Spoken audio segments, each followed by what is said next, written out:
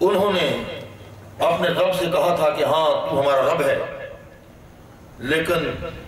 اس وعدہ کو بھول چکے تھے۔ تو اللہ رب العزت نے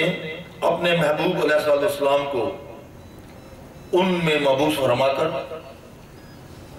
پھر قرآن جیسا معجزہ عطا فرمایا جو کہ قیامت تک کے آنے والے مسلمانوں کی رشد و ہدایت ہے۔ قرآن کریم میں اللہ رب العزت نے انسانی زندگی کے تمام پہلوؤں پر اور تمام پہلوؤں کے لیے ہدایت عطا فرمائی ہے۔ کوئی معاشرتی پہلو لینا چاہے تو تب بھی ہدایت مل جاتی ہے، کوئی معاملاتی پہلو لے تو تب بھی ہدایت ملتی ہے، کوئی ادب و تہذیب کا معاملہ ہو تو تب بھی ہدایت ملتی ہے۔ گویا کہ قرآن کریم نے ہر بات کا ذکر کیا ہے جو بھی انسان کو اس میں ضرورت پڑتی ہے، اور تمام کا قرآن پاک پہلی کتابوں کی طرح یکمشت نازل نہیں ہوا۔ پہلے تورات یا انجیل یا زبور یہ 3 کتابیں تھیں جو ان کے انبیاء کو یکمشت دے دی گئی، جس طرح کہ حضرت موسیٰ علیہ السلام کو اللہ رب العزت نے کوہ طور پہ بلا کے تورات کی تختیاں دے دی، وہ تختیاں لے کر آ گئے۔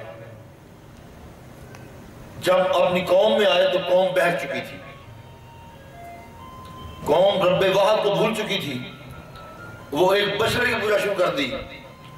تو انہوں نے اپنے بھائی حضرت ہارون علیہ السلام کو داڑھی سے پکڑ کے کھینچا، کہا کہ ہارون میں نے تمہیں پیچھے کس لیے چھوڑا تھا کہ قوم بہک گئی ہے۔ تو انہوں نے غصے میں، کیونکہ حضرت موسیٰ علیہ السلام بڑے پرجلال تھے، روایت میں آتا ہے تختیاں پھینکی اور کچھ ان میں سے ٹوٹ گئیں۔ مقصد بتانے کا یہ ہے کہ انہیں ساری کی ساری تورات یکمشت دے دی گئی، لیکن قرآن کا معاملہ یکسر مختلف ہے۔ اللہ رب العزت نے قرآن کریم اپنے محبوب کے صحابہ کی اداؤں پر،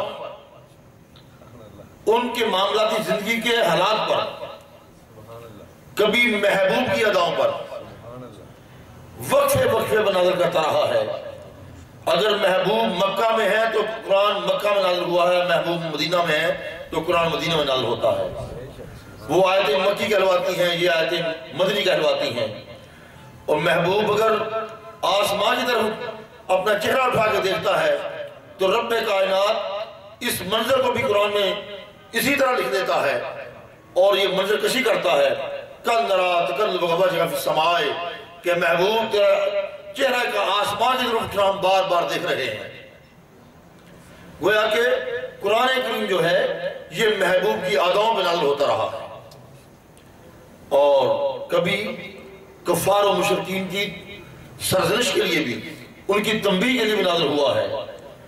ان کو تان دے کرنے بھی نازل ہوا ہے کہ نادانوں تم کیا کر رہے ہو، تم بتوں کی پوجا کرتے ہو، حالانکہ یہ بت تمہیں نفع نہیں دینے والے۔ تو جو آیتیں اصحابہ کرام کی اداؤں پہ نازل ہوئیں، اہل ایمان کے لیے نازل ہوئیں، وہ قیامت تک کے آنے والوں کے لیے ہدایت کا سرچشمہ ہے۔ یہ نہیں ہو سکتا کہ قرآن ان پہ نازل ہوا تھا تو انہی کے لیے تھا، اب نہیں رہا، اب منسوخ ہو گیا ہے، یہ ایسی بات نہیں، بلکہ قرآن ان کی اداؤں پہ ضرور نازل ہوا ہے، لیکن پوری کائنات کی ہدایت کے لیے ہے اور قیامت تک کے آنے والوں لوگوں کی ہدایت کے لیے ہے۔ جس طرح قرآن کریم میں اللہ رب العزت نے اپنے محبوب کی امت کی صفات بیان کی ہیں، محمد الرسول اللہ صلی اللہ علیہ وسلم والذین معه اشداء علی الکفار رحماء بینہم، یعنی فرمایا جا رہا ہے کہ میرا محبوب، یعنی اللہ رب العزت نے اپنے محبوب کو پورے قرآن پاک میں، اپنے کلام میں یا محمد کہہ کے نہیں پکارا۔ باقی انبیاء کو ان کا نام لے کے مخاطب کیا ہے، یا موسیٰ کہا ہے،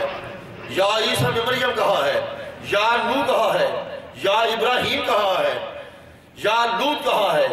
لیکن اپنے محبوب کو جب پکارا ہے محبت کے ساتھ پکارا ہے، جب پکارا ہے القابات کے ساتھ پکارا ہے،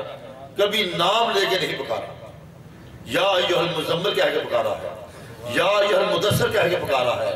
یا ایھا النبیو کہہ کے پکارا ہے، یا ایھا الرسول کہہ کے پکارا ہے، یاسین کہہ کے پکارا ہے۔ وہ ہے کہ جب بھی پکارا ہے القابات سے پکارا ہے، یہ محبت کا انداز ہے۔ لیکن اپنے محبوب کا نام قرآن میں آیا ہے، محبوب کا نام قرآن میں لایا ہے، 4 بار